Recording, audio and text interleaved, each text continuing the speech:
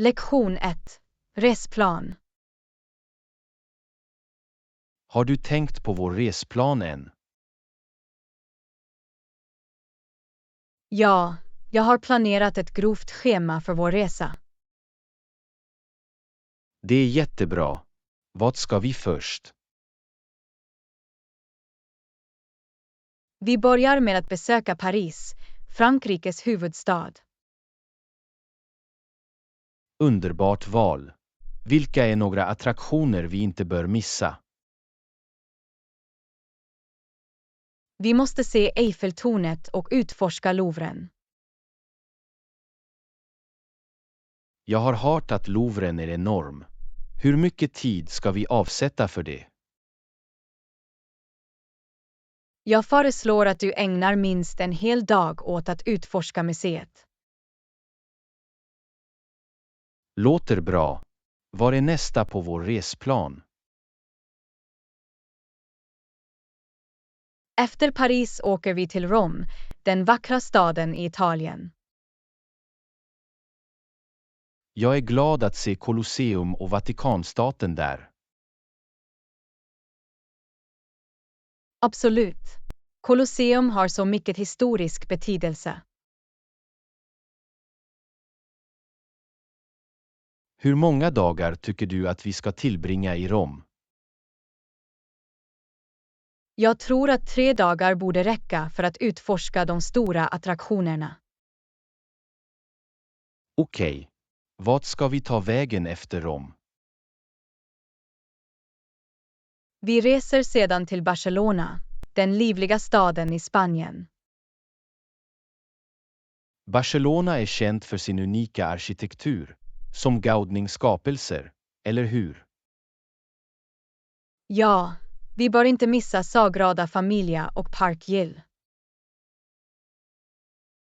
Hur många dagar ska vi avsätta för Barcelona? Jag rekommenderar att du spenderar minst 2 dagar för att uppleva dess charm. Jättebra. Några andra destinationer på vår resplan? Ja, vårt sista stopp blir Amsterdam, Nederländernas huvudstad.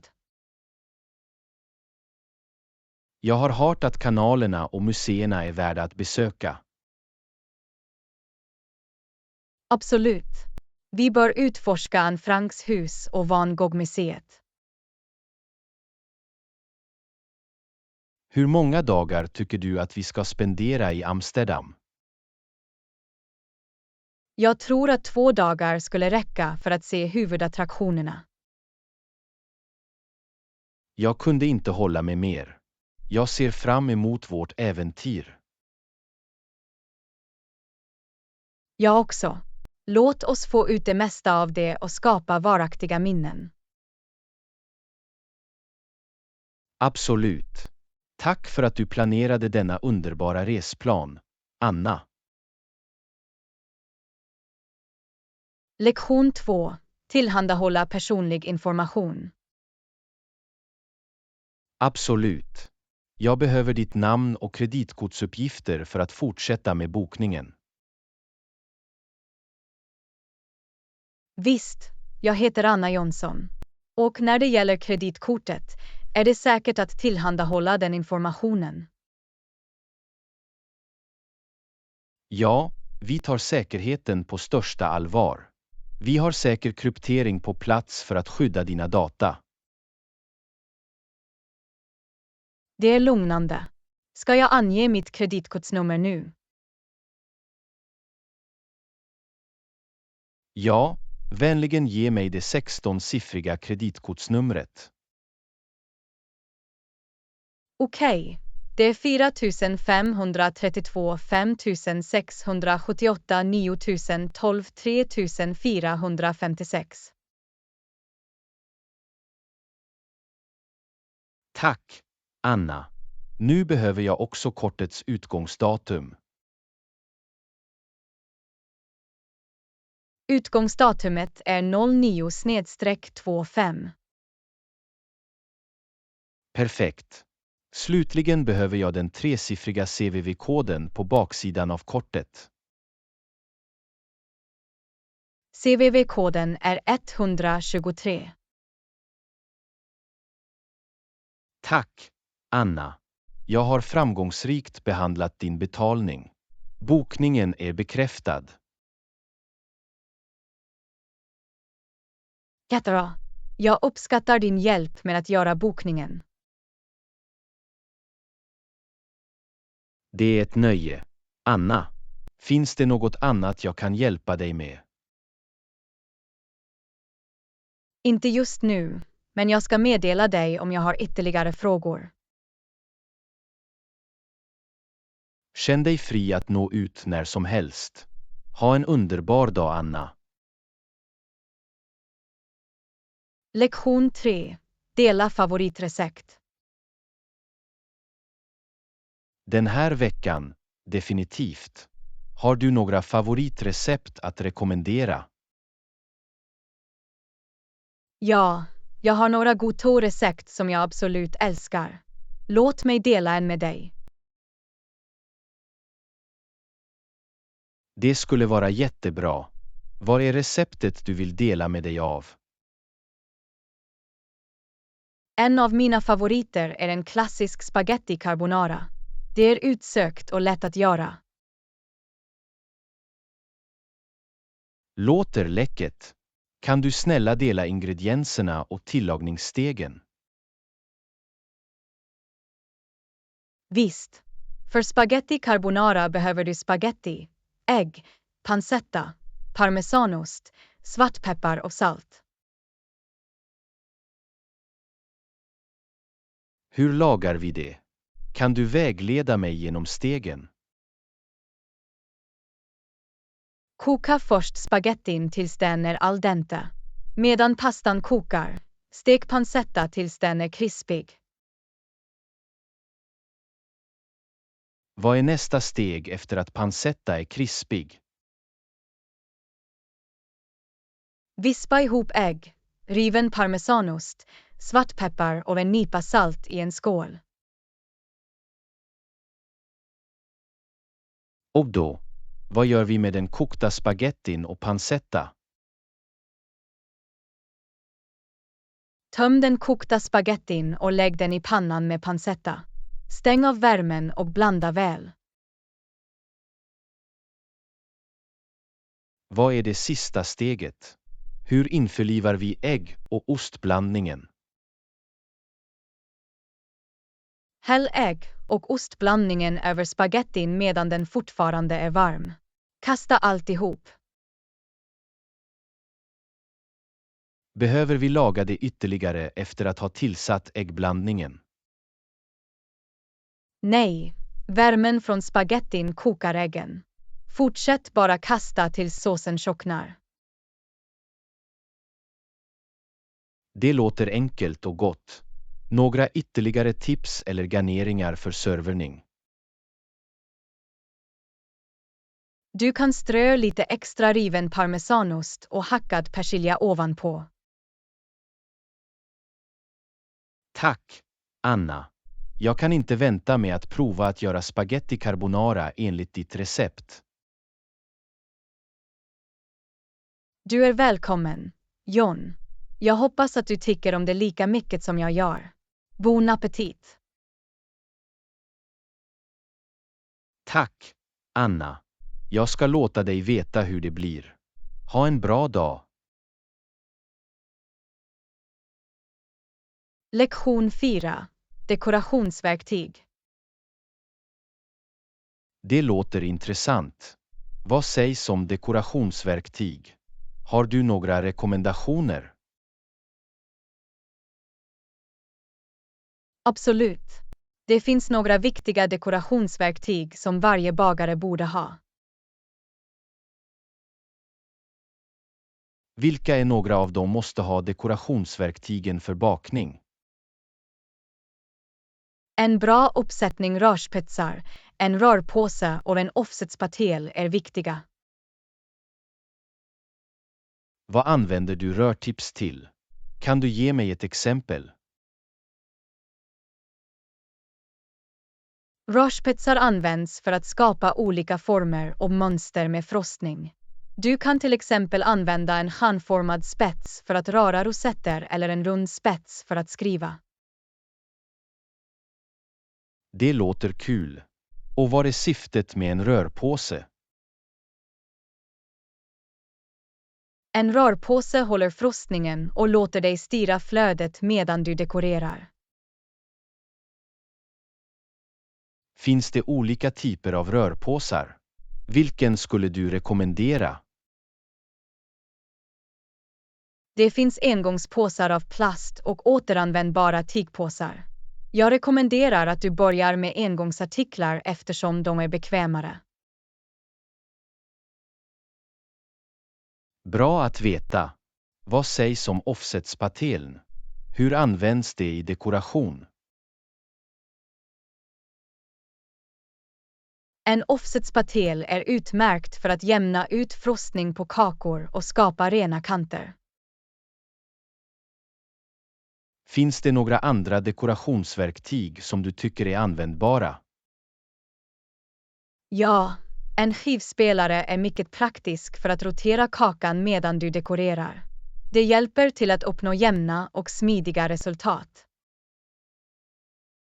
Det är ett bra tips. Något annat jag bör överväga att lägga till i min dekorationsverktygslåda? Jag skulle också rekommendera att ha en kakkam eller skrapa för att skapa texturerade mönster på frostning. Tack, Anna. Dessa förslag kommer definitivt att hjälpa mig att komma igång med att dekorera. Du är välkommen, John. Lycklig dekoration. Om du har fler frågor, känn dig fri att fråga. Jag uppskattar din hjälp. Jag kommer att vara säker på att nå ut om jag behöver ytterligare vägledning. Ha en underbar dag. Lektion 5. Navigera i kollektivtrafiken. Vilken tunnelbanelinje ska jag ta för att komma till stadens centrum?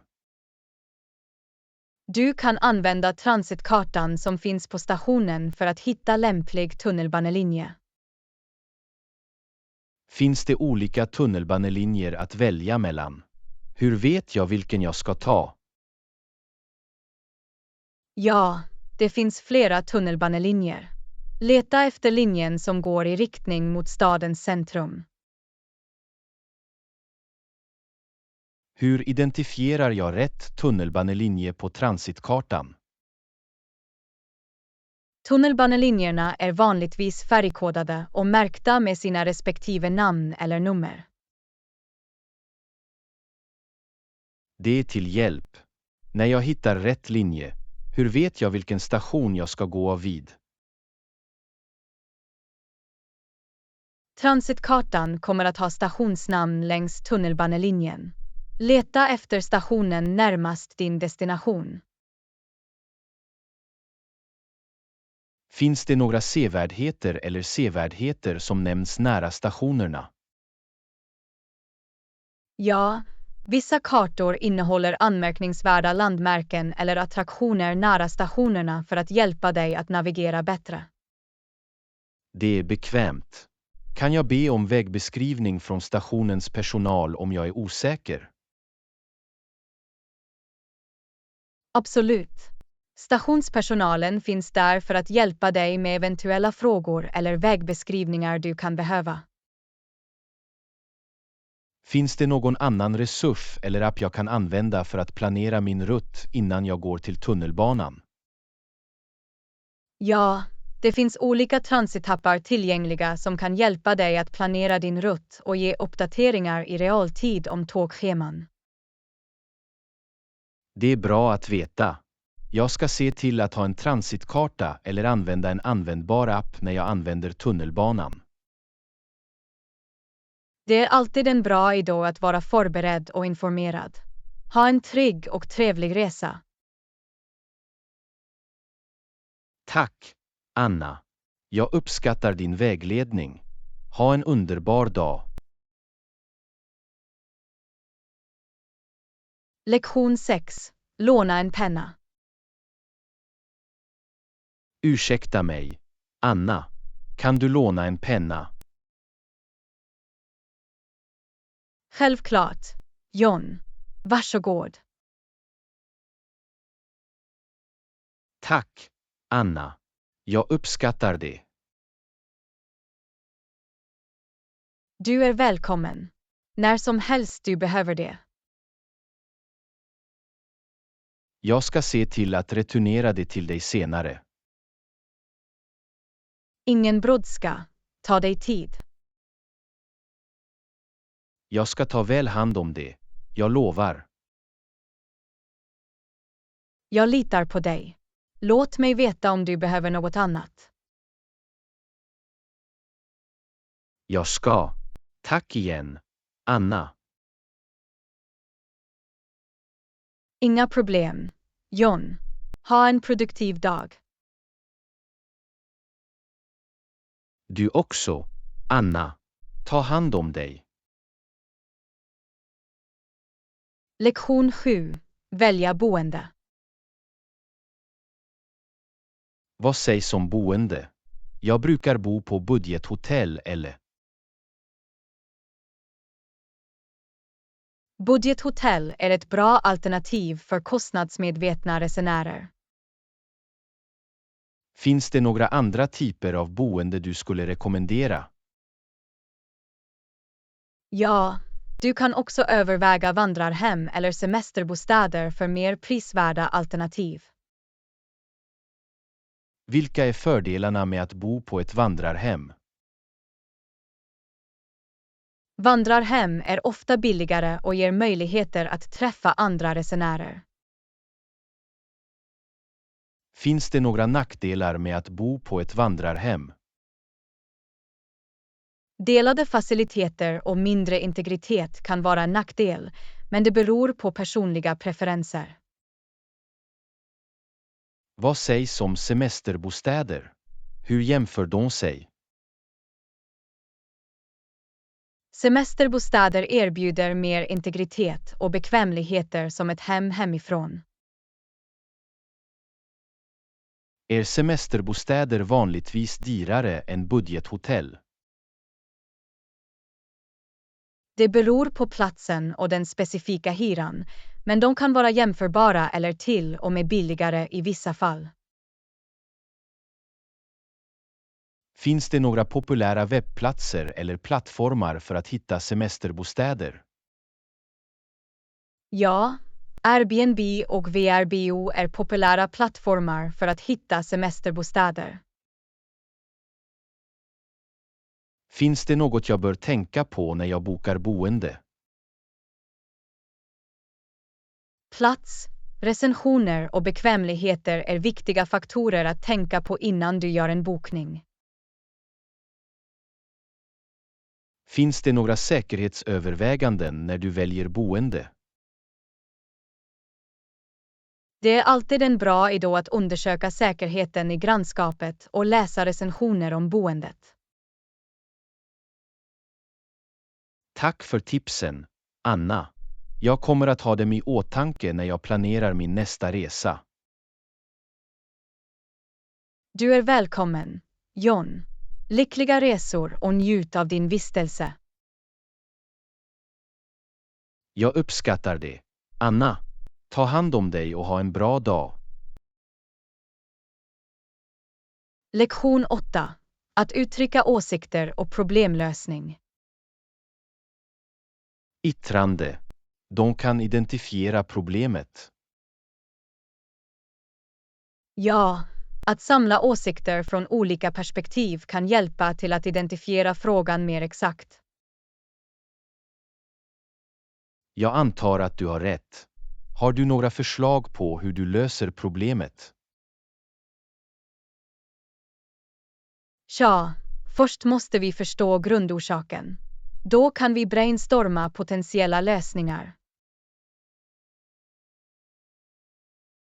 Det är vettigt. Hur kan vi samla åsikter effektivt? Vi kan genomföra undersökningar, intervjuer eller hålla diskussioner för att samla in insikter från relevanta intressenter.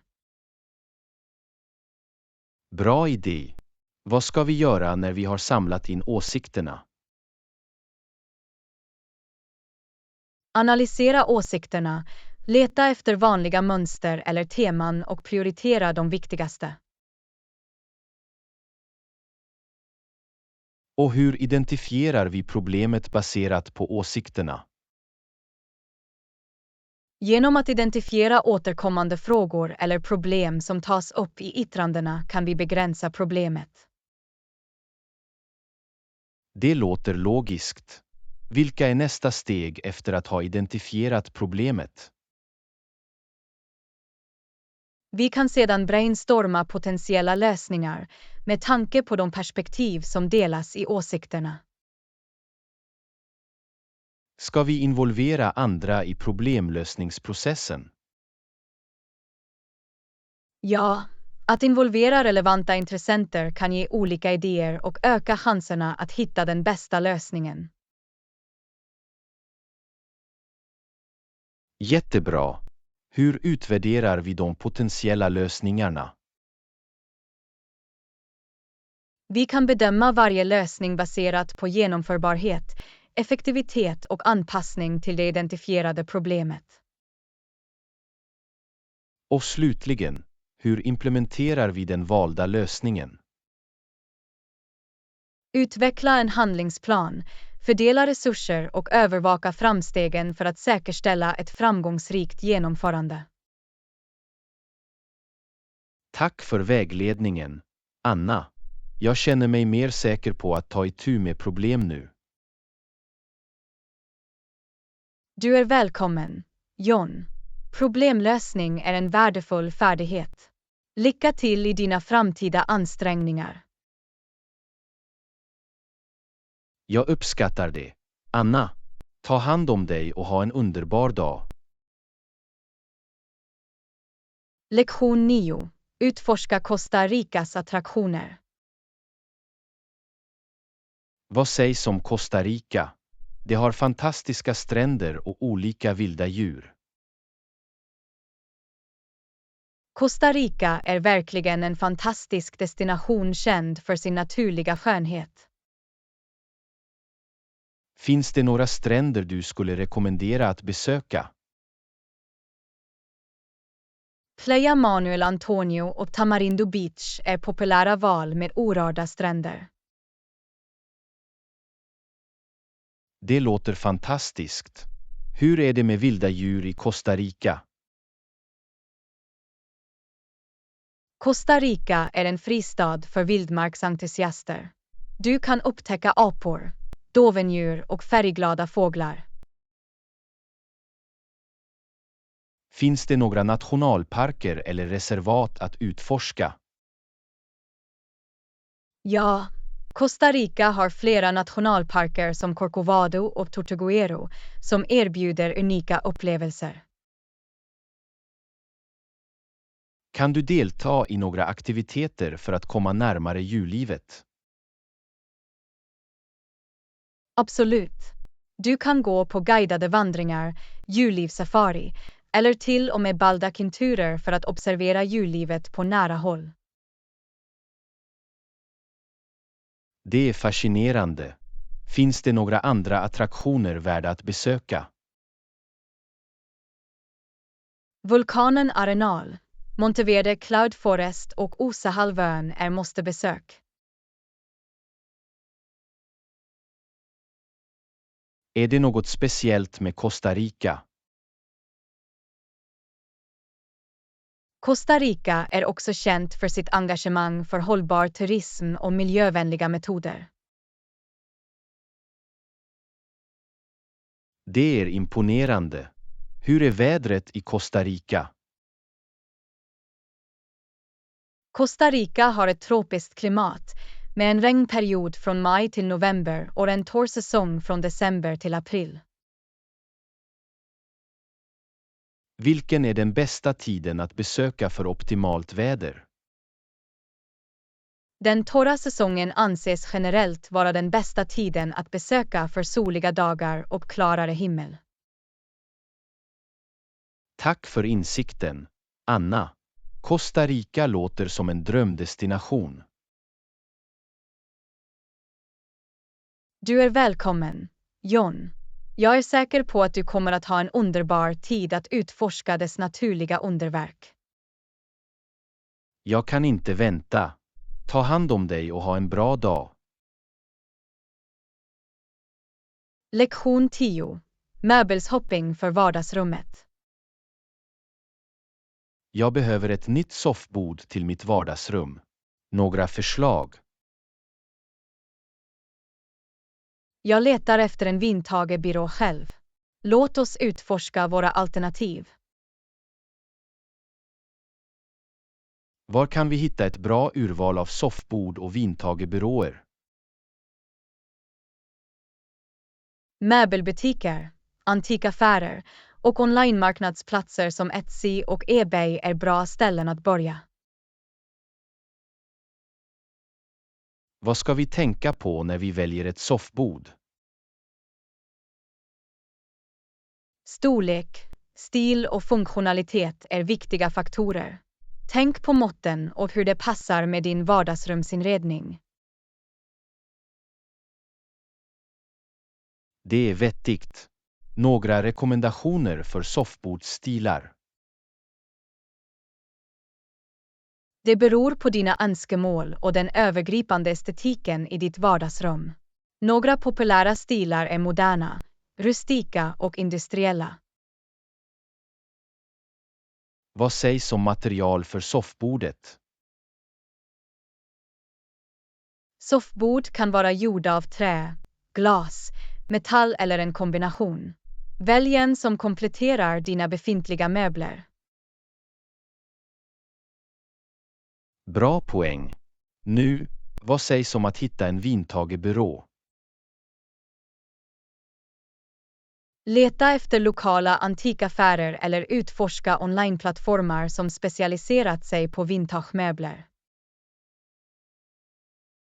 Finns det några specifika funktioner eller egenskaper vi bör leta efter i en vintagebyrå?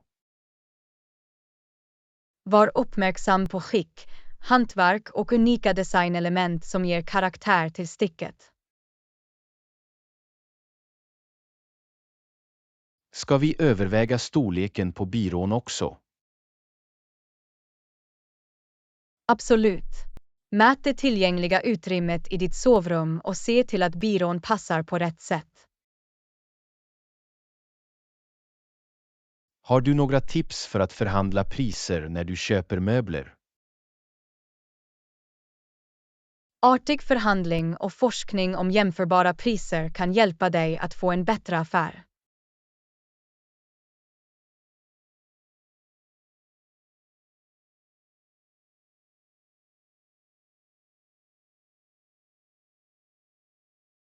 Du är välkommen, John. Lycklig möbeljakt. Låt oss hitta det perfekta soffbordet och vintagebyrån. Verkligen.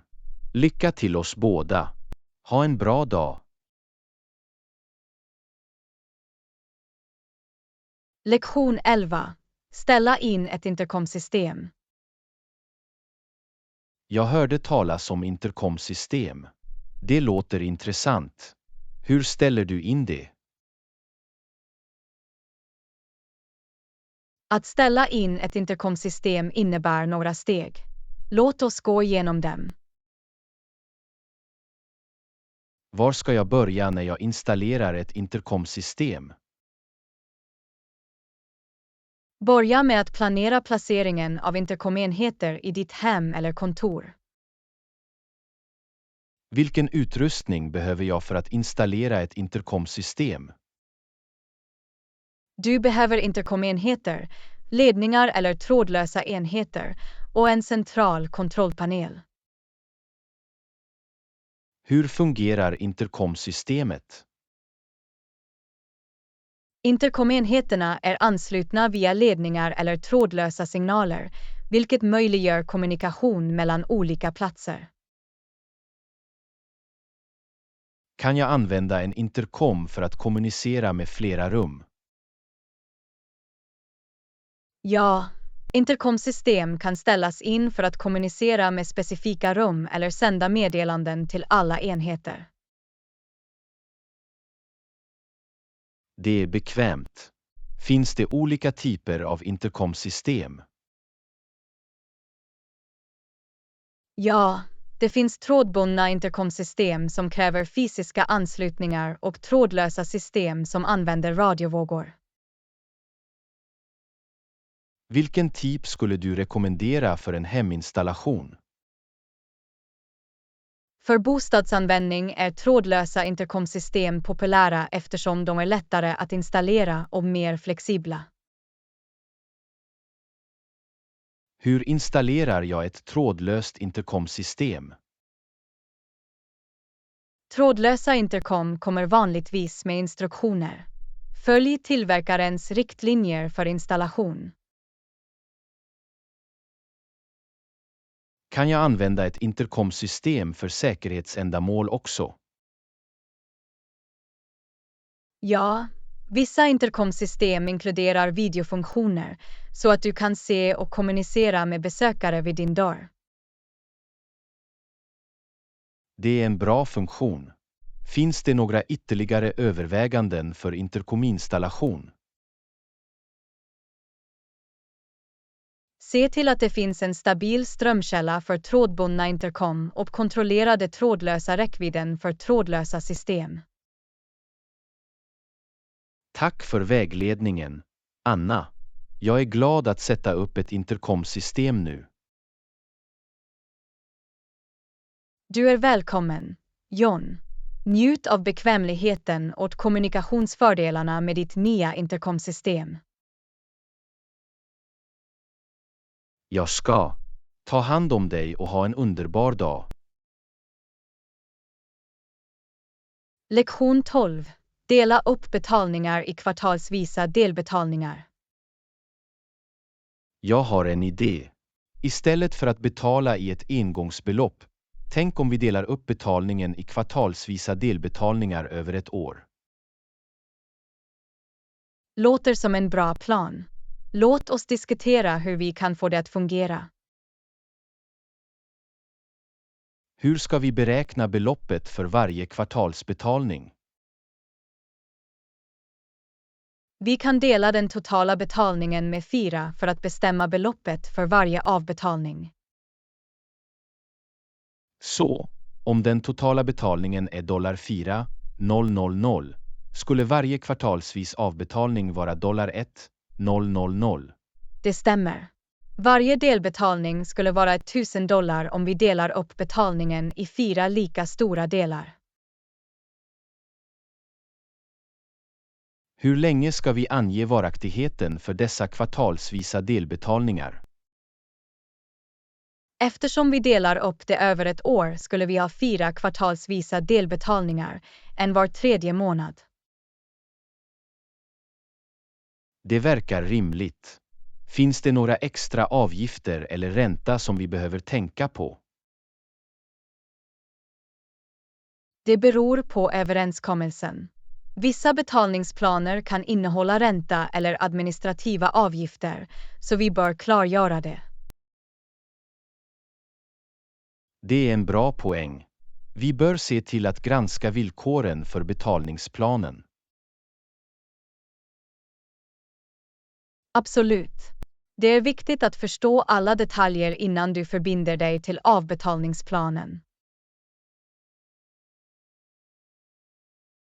Ska vi underteckna ett avtal eller avtal för att formalisera betalningsarrangemanget? Ja, det är tillrådligt att ha ett skriftligt avtal som beskriver betalningsvillkoren och båda parternas ansvar. Det ger tydlighet och undviker missförstånd. Jag håller med. Jag är glad att vi är på samma sida. Att ha ett skriftligt avtal skyddar oss båda. Definitivt. Det säkerställer öppenhet och ställer tydliga förväntningar på betalningsarrangemanget. Finns det en specifik metod du föredrar för att göra dessa kvartalsbetalningar? Vi kan diskutera önskad betalningsmetod och schema med den part vi betalar till. Bra idé. Det är viktigt att skapa en pålitlig och bekväm betalningsmetod för båda inblandade parter. När vi har slutfört avbetalningsplanen kan vi börja göra kvartalsbetalningarna i enlighet därmed. Ja, vi bör följa det överenskomna schemat för att upprätthålla en smidig betalningsprocess. Jag uppskattar din input och samarbete för att ta reda på detta betalningsarrangemang. Du är välkommen, John. Det är alltid bra att hitta ömsesidigt fördelaktiga lösningar. Låt oss fortsätta med avbetalningsplanen. Håller med. Tack, Anna. Jag är övertygad om att detta betalningsarrangemang kommer att fungera bra för oss. Du är välkommen, John. Jag tror att det också kommer att göra det. Om du har ytterligare frågor, känn dig fri att nå ut. Ha en bra dag. Tack, Anna. Ha en bra dag du också. Lektion 13. Be om tidsuppskattningar.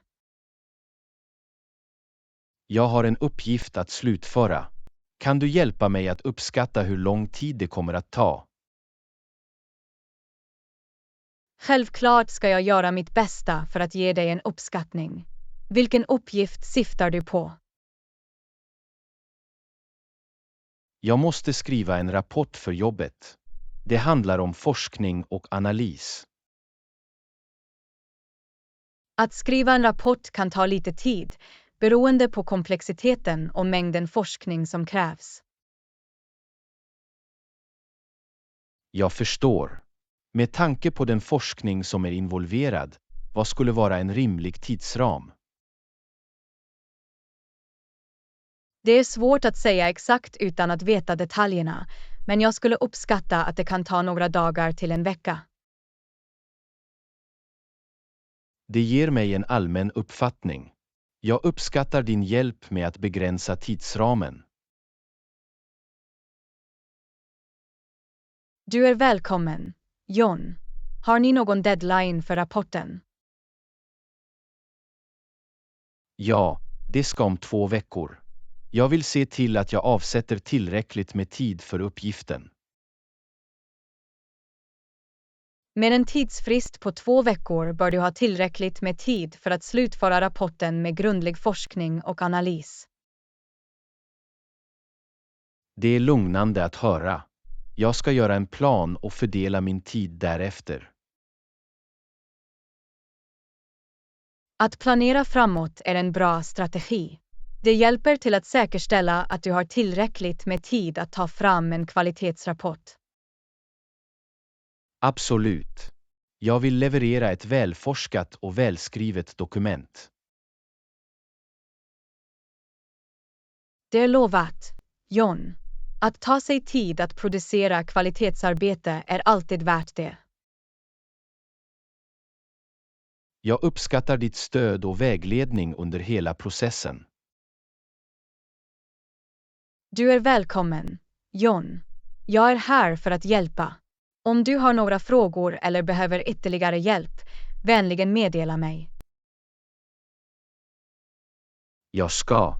Tack, Anna. Din input har varit ovärderlig. Det är ett nöje, John. Jag är glad att jag kunde hjälpa dig. Lycka till med din rapport. Tack, Anna.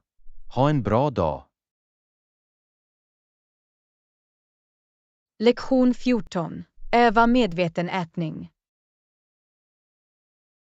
Ja, jag förstår. Jag brukar äta så fort.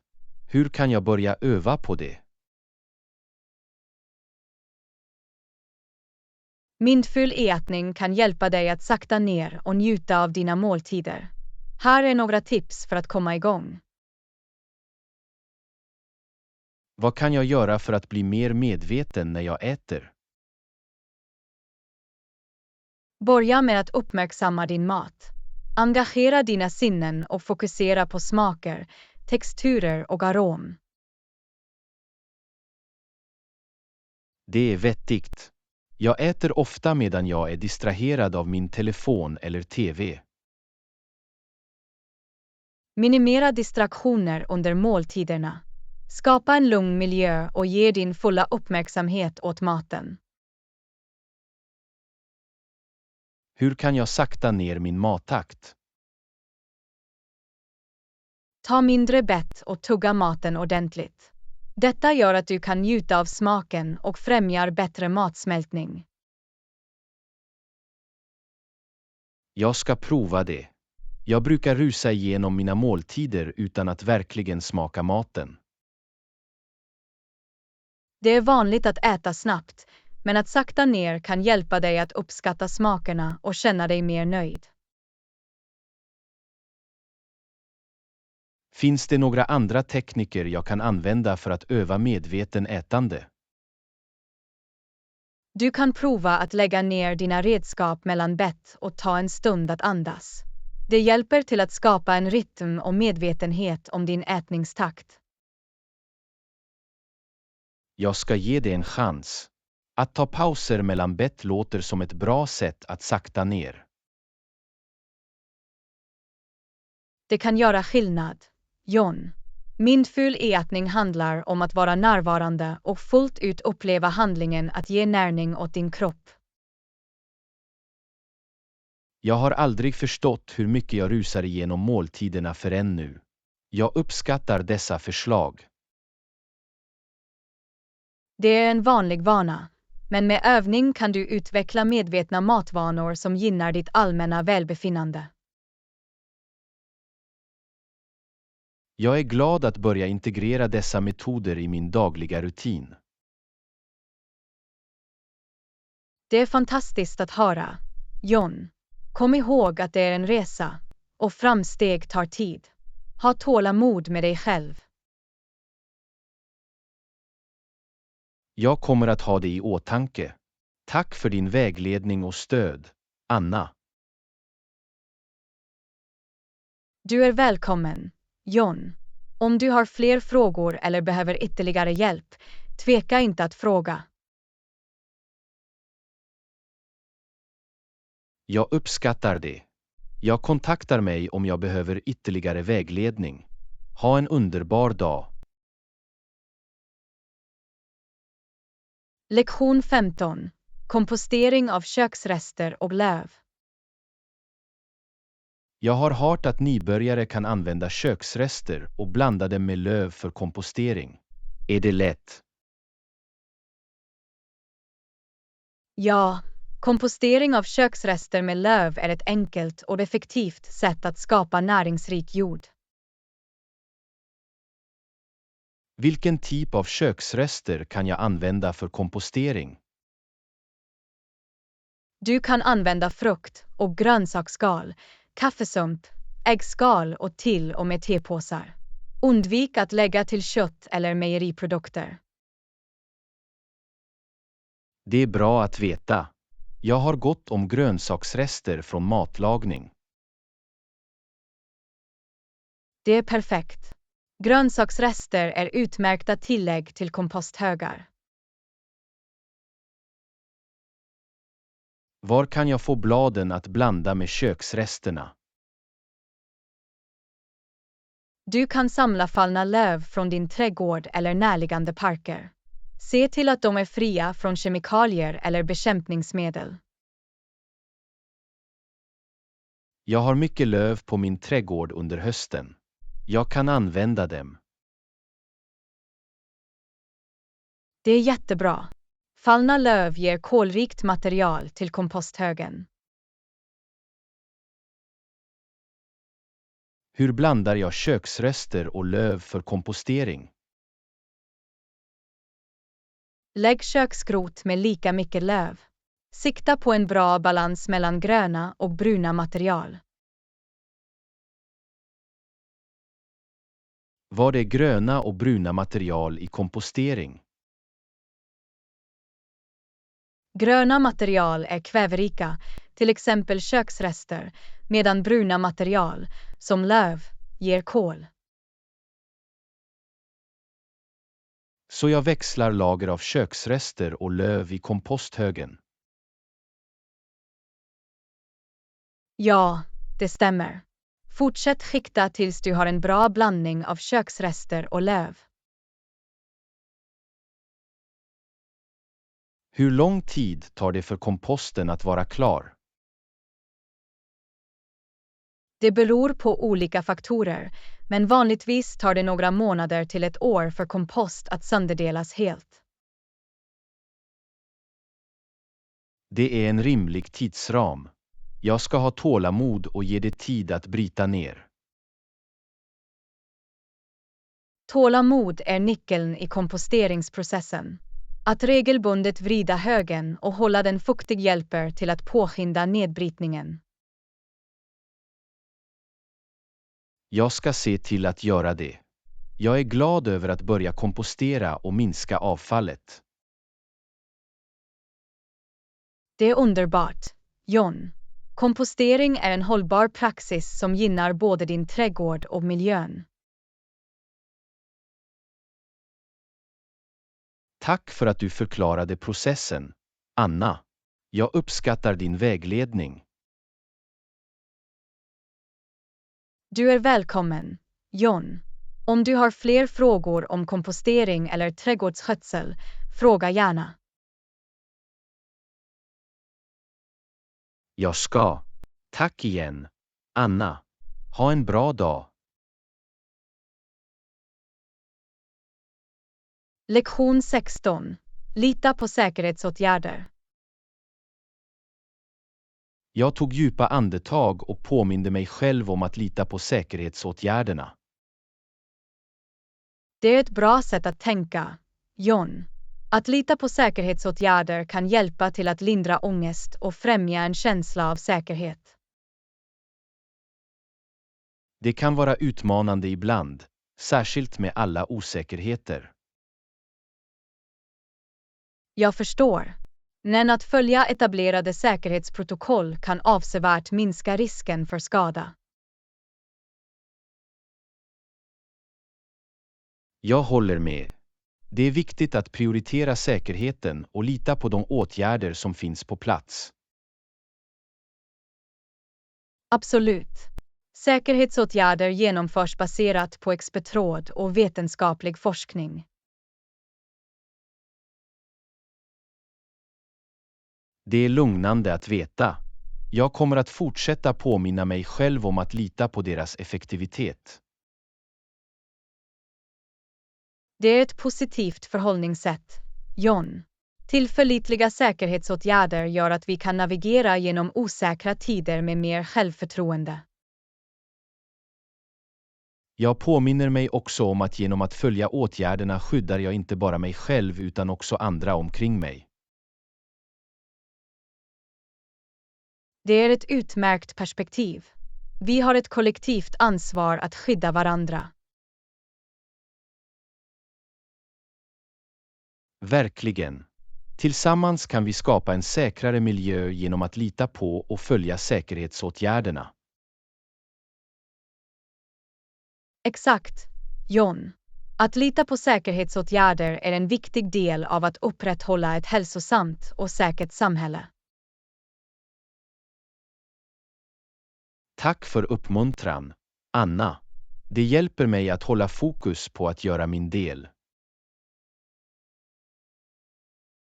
Du är välkommen, John. Kom ihåg, vi är alla i detta tillsammans, och att lita på säkerhetsåtgärder är ett gemensamt åtagande. Absolut. Jag är fast besluten att följa riktlinjerna och lita på deras effektivitet. Det är lovat, John. Genom att göra det bidrar du till välbefinnandet för dig själv och de omkring dig. Det är mitt ansvar och jag tar det på allvar. Säkerhet bör alltid prioriteras. Jag kunde inte hålla med mer, John. Om du har några frågor eller funderingar om specifika säkerhetsåtgärder, fråga gärna. Det uppskattar jag, Anna. Jag kontaktar mig om jag behöver något förtydligande. Tack för ert stöd.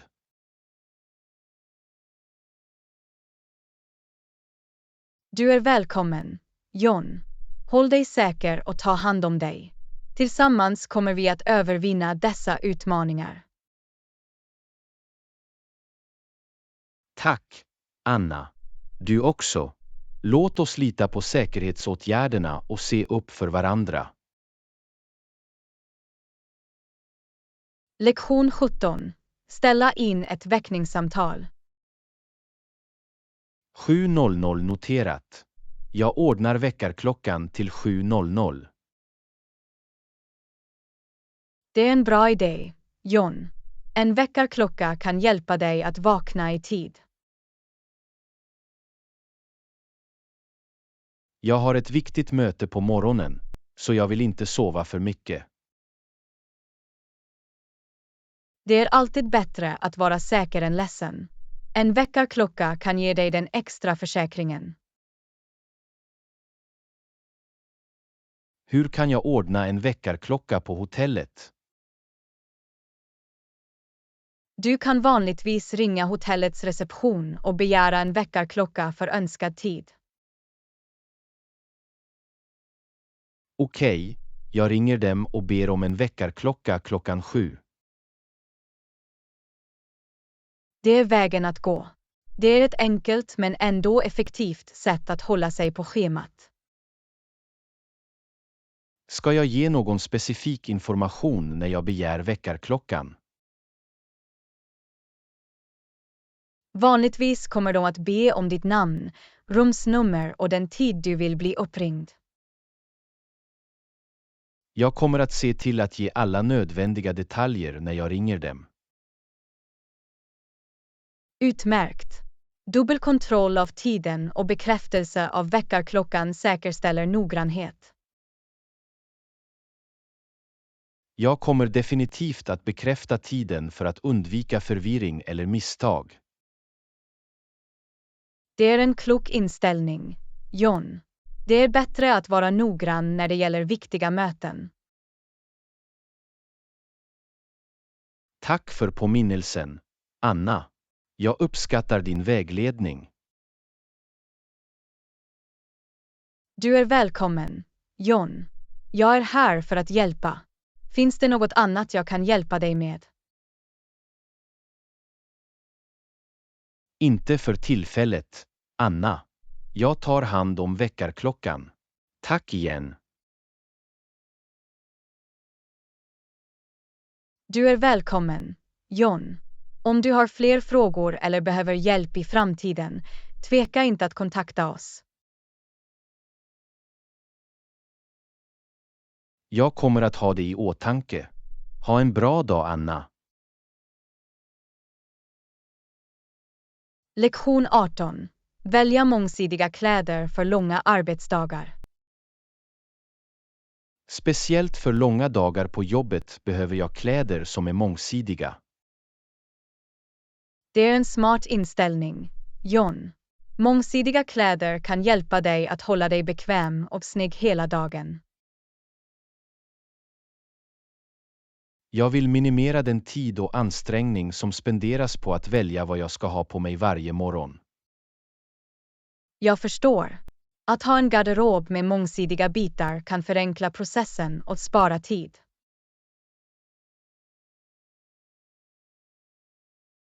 Vilken typ av kläder skulle du rekommendera för mångsidighet? Leta efter föremål som skräddarsydda byxor, kavajer och neutrala färgade skjortor. Då kan enkelt blandas och matchas. Det är vettigt. Så jag kan skapa olika outfits med samma bitar. Exakt. Genom att kombinera olika toppar och bottnar kan du skapa flera utseende utan att behöva en stor garderob. Finns det några specifika färger eller mönster jag bör fokusera på? Neutrala färger som svart, grå, marinblå och vit är alltid en säker satsning. De kan enkelt kopplas ihop med andra färger. Det är till hjälp. Jag ska se till att ha ett bra urval av neutrala kläder. Bra funderat, John. Neutrala färger ger en solid grund för att skapa olika outfit-kombinationer. Vad sägs om tillbehör? Kan de lägga till mångsidighet till mina kläder? Absolut. Tillbehör som halsdukar, bälten och statementsmycken kan omedelbart höja ditt utseende och lägga till variation. Jag kommer att ha det i åtanke. Accessoarer verkar vara ett enkelt sätt att byta ut mina outfits. Det är de verkligen. De kan förvandla en grundläggande outfit till något snyggt och unikt. Jag uppskattar ditt råd, Anna. Jag är glad att renovera min garderob med mångsidiga bitar. Du är välkommen, John. Att investera i mångsidiga kläder kommer att göra det mycket lättare att klä sig för jobbet. Jag ser fram emot att uppleva den bekvämlighet och flexibilitet det ger. Jag är säker på att du kommer att njuta av fördelarna, John. Om du behöver fler modetips eller förslag, fråga gärna. Tack, Anna. Jag kommer att ha det i åtanke. Ha en bra dag. Lektion 19. Nya naturkatastrofer. Det har inträffat många naturkatastrofer nyligen i olika regioner. Vi bör hålla oss informerade och diskutera dessa viktiga frågor för att främja medvetenheten. Absolut. Det är viktigt att vara medveten om de drabbade regionerna och förstå effekterna av dessa katastrofer. Vi kan börja med att följa nyhetsställen som ger tillförlitlig information om den aktuella situationen. Det är en bra idé. Det är viktigt att hålla sig uppdaterad och informerad om pågående hjälpinsatser också. Vi kan också diskutera dessa frågor med vänner och familj för att öka medvetenheten och uppmuntra stöd. Definitivt. Genom att ha samtal och dela information kan vi hjälpa till att mobilisera resurser och hjälp. Det är viktigt att stödja organisationer som ger hjälp till drabbade samhällen. Donationer kan göra stor skillnad.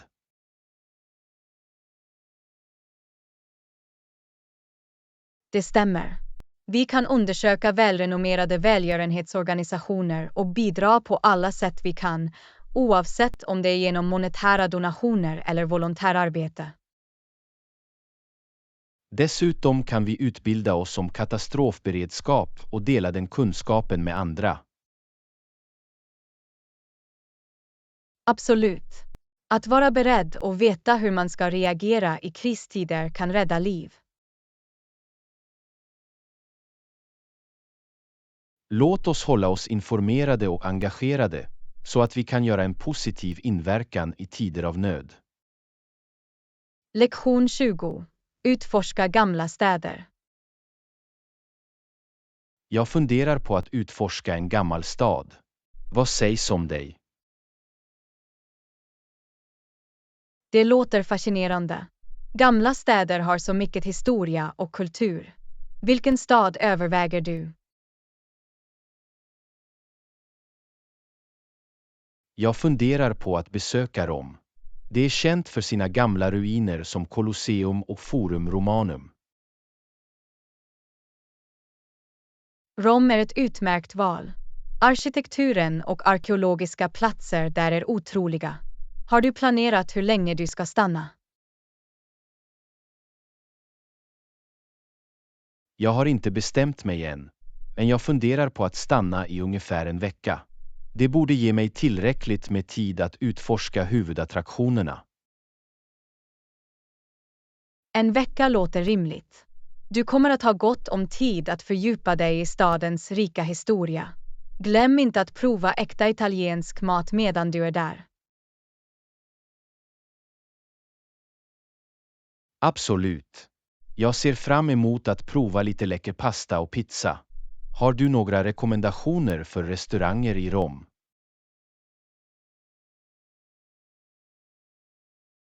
Det finns så många bra ställen att äta i Rom. Trattoria da Teo är känt för sina traditionella romerska rätter och Roscioli är känd för sin pizza. Du bör definitivt ge dem ett försök.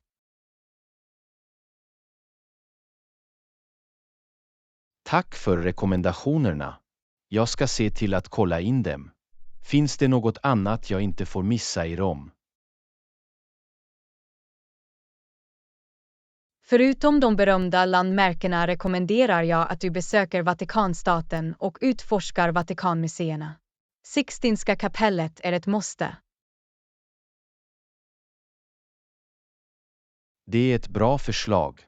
Jag kommer att se till att inkludera Vatikanstaten i min resplan. Jag kan inte vänta med att se all konst och historiska artefakter där.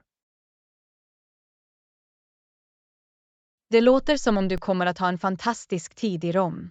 Se till att ta massor av bilder och njut av varje ögonblick av ditt äventyr. Tack! Jag kommer definitivt att fånga minnena. Jag ska berätta hur det går när jag kommer tillbaka. Lektion 21. Elegant och lite formell. Jag funderar på att delta i ett evenemang och jag vill klä mig elegant och lite formellt. Några förslag? Det är en bra idé. Att klä sig på lämpligt sätt för tillfället visar respekt och omtanke. Letar du efter specifika outfitförslag? Ja, jag skulle uppskatta lite vägledning. Jag funderade på att bära en skräddarsydd kostym, men jag är inte säker på färgen. Några tankar? En skräddarsydd kostym är ett utmärkt val för en lite formell händelse. Klassiska färger som marinblå, kolgrå eller svart är alltid en säker satsning. Jag håller med. Dessa färger är tidlösa och mångsidiga. Jag tror att jag ska gå med en marinblå kostym. Nu, hur är det med skjortan och slipsen? För ett lite formellt utseende är en skarp vit klänningsskjorta ett klassiskt alternativ. När det gäller slipsen kan du gå med en fast färg eller ett subtilt mönster som kompletterar kostymen. Det är vettigt. Jag väljer en vit klänningsskjorta och en slips med ett subtilt mönster, kanske något med små prickar eller ränder. Bra val. Det låter som om du kommer att ha ett polerat och sofistikerat utseende.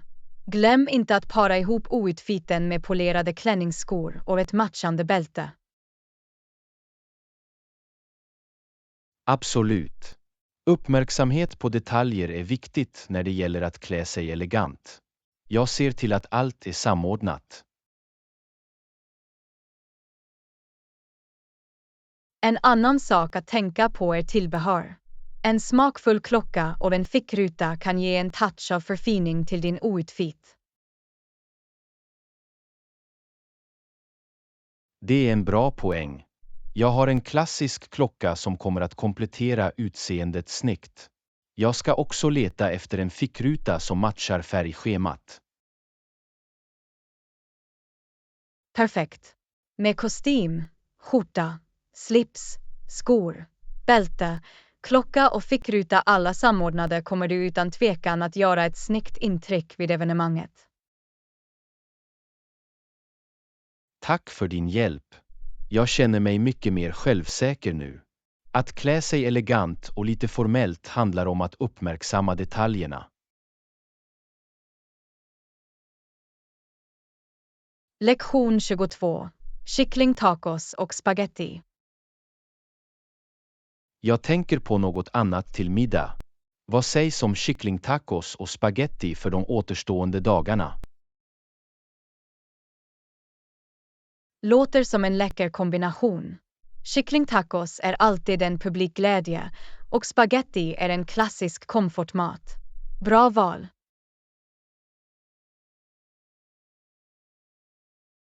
Jag är glad att du gillar idén. Jag tänkte att det skulle vara trevligt att ha en blandning av smaker och kök under hela veckan. Har du några favorit-taco-toppnings? För kycklingtacos tycker jag vanligtvis om att lägga till några färska pålägg som tärnade tomater, strimlad sallad, skivad avokado och en pressad limesaft. Vad sägs om dig? Dessa toppnings låter fantastiskt. Jag gillar särskilt tanken på att lägga till lite krämig avokado. Och för spaghetti, föredrar du en specifik sås? När det gäller spaghetti njuter jag av en rik och smakrik marinarasås. Ibland lägger jag till lite sauterad vitlök och lök för att förbättra smaken. Vad sägs om dig?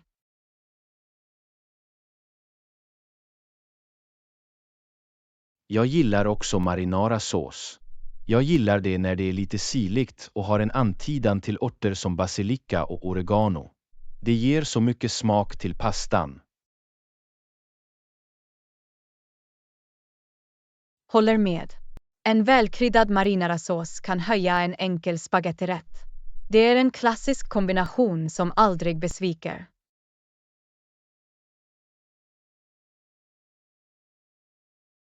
Jag ser fram emot att njuta av dessa måltider.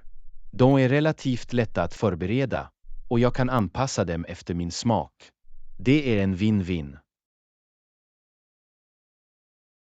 Absolut.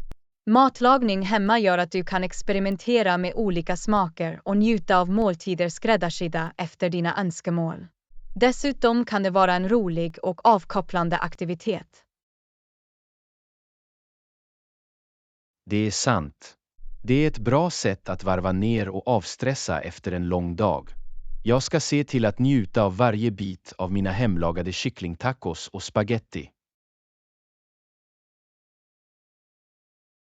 Lektion 23. Lindra stress med träning. Jag förstår varför träning är bra för både fysisk och psykisk hälsa. Det är ett bra sätt att lindra stress. Vad är din uppfattning om det? Jag kunde inte hålla mig mer. Träning har många fördelar, inklusive att minska stressnivåerna. Det hjälper till att frigöra endorfiner, som är naturliga humörförstärkare. Jag har märkt att efter ett träningspass känner jag mig alltid mer avslappnad och energisk. Det är som en naturlig stressavlastare. Fysisk aktivitet hjälper till att rensa sinnet och distrahera oss från dagliga bekymmer. Det är ett hälsosamt utlopp för stress och spänning. Jag har också hört att olika typer av träning kan ha olika effekter på stressreducering. Har du några rekommendationer? Definitivt. Medan någon form av träning kan vara fördelaktig, är aktiviteter som yoga, pilates och meditation kända för sina lugnande effekter. Jag har aldrig provat yoga eller pilates på djup andning och mindfulness. Men jag är villig att ge dem en chans. Det låter som om de kan hjälpa mig att slappna av ännu mer. Många tycker att dessa aktiviteter inte bara är fysiskt fördelaktiga utan också mentalt lugnande. Jag kommer att titta på lokala klasser eller online-tutorials. Att införliva yoga eller pilates i min veckovisa rutin kan vara ett bra sätt att hantera stress effektivt. Konsistens är nyckeln när det gäller att skörda fördelarna med träning. Börja långsamt och öka gradvis intensiteten när du känner dig bekväm. Jag är glad att utforska dessa nya träningsalternativ och uppleva den positiva inverkan de kan ha på mitt övergripande välbefinnande. Omge dig själv med stödjande människor. Jag har försökt förbättra min engelska och jag har hört att det kan vara till stor hjälp att omge dig själv med stödjande människor. Några andra tips? Absolut. Att ha en stödjande miljö är avgörande för språkinlärning. Förutom det kan du också prova att öva med modersmålstalare eller gå med i konversationsgrupper. Det låter bra. Jag kommer definitivt att leta efter möjligheter att träna med modersmålstalare. Det kan göra stor skillnad att lära av någon som talar språket flytande. Definitivt. Att fördjupa dig i språket och kulturen kan påskynda ditt lärande. Du kan också överväga att titta på filmer eller tv-program på engelska för att förbättra dina lyssningsfärdigheter. Det är en bra idé. Jag ska börja titta på fler engelska filmer och försöka plocka upp språket naturligt. Har du några rekommendationer? Visst. Några populära filmer för engelska elever inkluderar Forrest Gump, The Havshankremten och The Pursuit of Happiness. De har engagerande berättelser och tydlig dialog. Tack för rekommendationerna. Jag ska göra en lista och börja titta på dem. Det kommer att vara ett roligt sätt att lära sig och förbättra mitt ordförråd. Absolut. Att lära sig kan vara roligt när du hittar aktiviteter som intresserar dig. Ett annat tips är att ställa in specifika språkmål och spåra dina framsteg. Det hjälper dig att hålla dig motiverad. Det är en bra poäng. Jag ska göra en plan och sätta uppnåbara mål för mig själv. Det kommer att ge mig något att arbeta mot och hålla mig fokuserad. Det är ett bra tillvägagångssätt. Kom ihåg att ha tålamod med dig själv också. Att lära sig ett språk tar tid, men med konsekvent ansträngning kommer du definitivt att se framsteg. Du har rätt. Jag kommer att ha det i åtanke. Tack för råd, Anna. Jag känner mig mer motiverad och självsäker nu. Du är välkommen, John. Jag är glad att jag kunde hjälpa. Kom ihåg att jag är här för att stödja dig på din språkinlärningsresa. Det uppskattar jag, Anna. Att ha stödjande vänner som du gör hela skillnaden. Jag kommer att se till att träna regelbundet och fortsätta förbättra.